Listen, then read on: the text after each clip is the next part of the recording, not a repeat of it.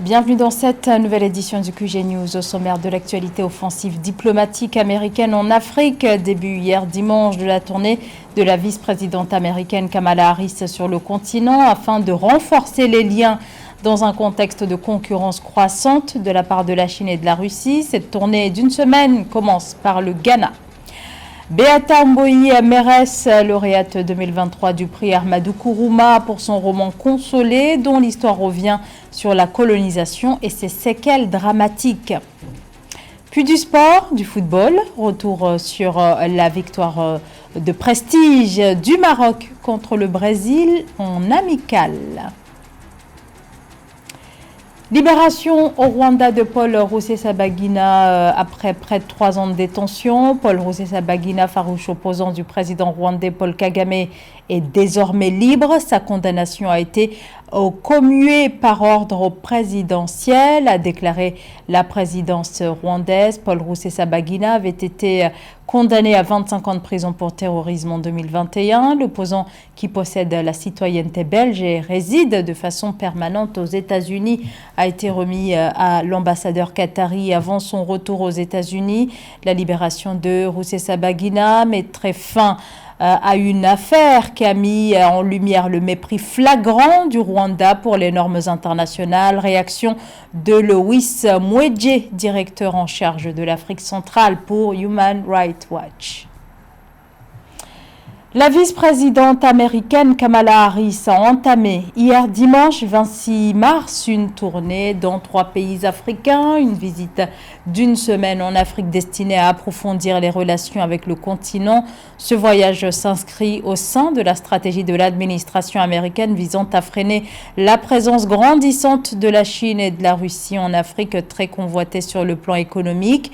Avant la Tanzanie et la Zambie, le Ghana est la première étape de ce voyage de la numéro 2 de l'exécutif américaine qui a, à son arrivée à l'aéroport d'Accra et dans une première prise de parole, a insisté sur la volonté de son pays d'approfondir les liens avec le continent et le Ghana, l'une des démocraties les plus stables du continent africain, mais dont l'économie est confrontée à une crise de la dette et à une inflation galopante.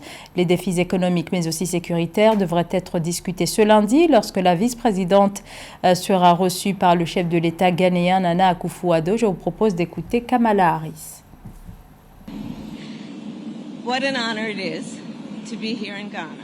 C'est un honneur pour moi d'être ici au Ghana et sur le continent africain. Aujourd'hui démarre une tournée d'une semaine qui, après le Ghana, me conduira en Tanzanie, puis en Zambie. Nous envisageons ce voyage comme une nouvelle déclaration de la relation et de l'amitié très importante et durable entre le peuple des États-Unis et ceux qui vivent sur ce continent. Je suis très enthousiaste quant à l'avenir de l'Afrique. Je suis très enthousiaste quant à l'impact qu'aura l'avenir de l'Afrique sur le reste du monde, y compris sur les États-Unis d'Amérique. Alors je suis ici pour évoquer le partenariat bilatéral avec les États-Unis et pour dynamiser le travail dans lequel nous nous sommes engagés ensemble. Pendant ce voyage, un accent particulier sera mis sur la hausse des investissements américains en Afrique et sur les moyens de booster l'économie et les opportunités, précisément dans le domaine de l'autonomisation de la femme et des jeunes filles, de l'entrepreneuriat des jeunes, sans oublier la sécurité alimentaire et l'adaptation au changement climatique. Au Burkina Faso, dans le cadre de la lutte contre le terrorisme, le gouvernement déclare l'état d'urgence dans 8 régions du pays. La mesure a été décrétée vendredi dernier en Conseil des ministres. Cette mesure devrait s'appliquer à partir du 30 mars 2023. Dans le détail, cet état d'urgence va permettre aux autorités administratives de prendre des mesures exceptionnelles en matière de sécurité susceptibles de porter atteinte aux droits et libertés des personnes.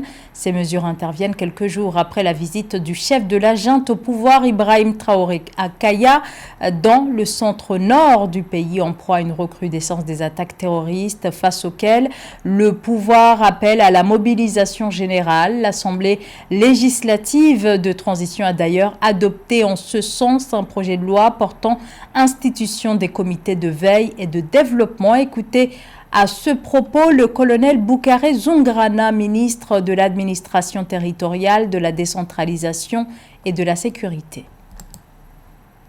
ce qui est recherché à travers le vote de cette loi, c'est que les populations dans les villages et dans les secteurs puissent être les artisans de leur propre développement et les artisans de leur propre sécurité. Bénévolat parce que dans les villages, ça se fait déjà. Les populations travaillent, font leurs rencontres, font leurs activités, s'organisent et n'ont pas besoin d'être payés pour ça.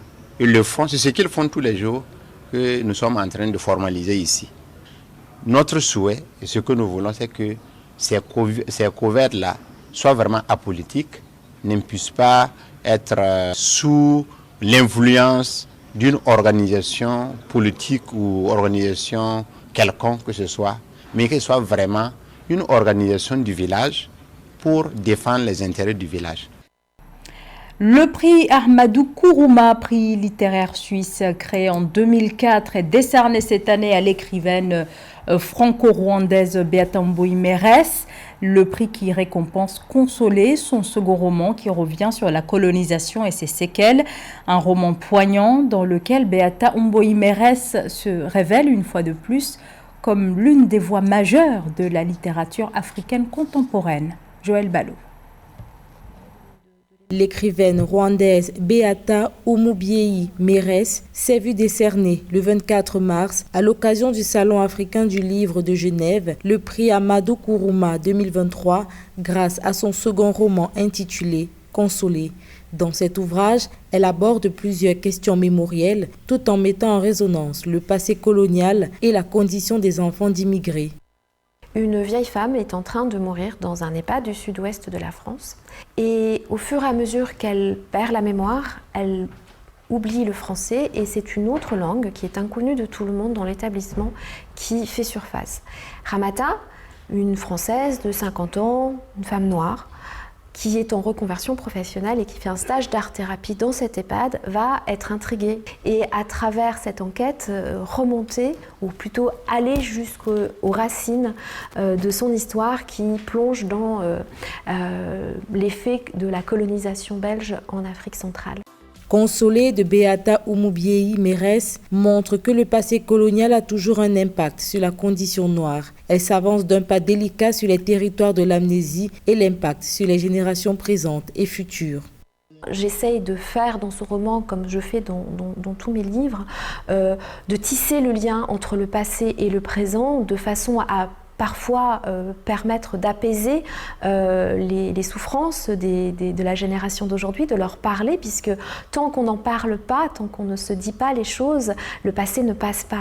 À 44 ans, Beata Mboyi-Mérès, romancière et poétesse, se conjugue, non comme une matière figée, mais comme une manière de décrypter la société actuelle. Consolé, publié en 2022, se heurte ainsi à des murs intérieurs, la maladie, l'indifférence. À travers Consolé, c'est son propre rapport à sa mémoire et à la transmission à sa fille Inès qu'elle interroge. Gros plan à présent sur la rencontre qui précède la 39e conférence des ministres de la jeunesse et des sports de la francophonie. Cette réunion s'est tenue le 24 mars dernier à Brazzaville au Congo. La conférence des ministres de la jeunesse et des sports de la francophonie s'ouvre, elle, ce lundi. Des rencontres au cours desquelles les experts insistent sur la nécessité de lancer des programmes innovants et porteurs afin de renforcer l'institution. Reportage entre correspondants au Congo, Deva Panzou. La secrétaire générale de la conférence des ministres de la jeunesse et des sports de la francophonie, Luisette René Toby, veut apporter plusieurs réformes afin de redynamiser la Confégès. Des réformes soumises aux experts de la Confégès avant la tenue de la 39e conférence ministérielle de l'institution qui se tient du 27 au 28 mars 2023 à Brazzaville au Congo. L'année 2023 sera pour la secrétaire générale de la Confégès une année décisive dans sa mission d'appui aux politiques publiques de promotion de la jeunesse et du développement du sport. Cette nouvelle dynamique que j'ai souhaité impulser avec toute l'équipe du secrétariat général s'inscrit dans le cadre du renforcement de la programmation inclusive pour des impacts visibles. Sa mission d'appui aux politiques publiques de promotion de la jeunesse et du développement du sport, la Confégès continuera à se positionner comme actrice majeure des transformations qualitatives pour l'avènement des sociétés pacifiques et ouvertes orientée vers un développement humain durable. Les jeunes et les sportifs de l'espace francophone vont continuer à être au cœur de la nouvelle dynamique de la Confégès qui sera marquée par une évaluation accélérée des choses et des phénomènes avec l'indispensable utilisation du numérique dans tous les secteurs d'activité. Le deuxième objectif du Congo est de réaffirmer son ancrage au sein de la Confégès et d'apporter sa contribution aux efforts qui se développent chaque jour dans le cadre de l'insertion sociale et économique des jeunes de notre espace. Au cours de la réunion des experts de la Confégès, plusieurs points seront traités, entre autres la programmation quadriennale 2019-2022 et la présentation de la nouvelle stratégie de communication. La 39e conférence des ministres de la jeunesse et des sports de la francophonie se tient cette année sous le thème « La jeunesse, le sport et le loisir, facteurs de relance post-Covid en faveur du développement durable ».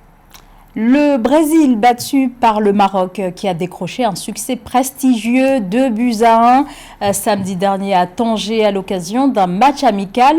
Depuis, c'est l'euphorie chez les demi-finalistes de la dernière Coupe du Monde. Les Lions de l'Atlas qui conservent ainsi une bonne dynamique après leur exploit remarqué lors de la Coupe du Monde au Qatar. Séverin Douqueux.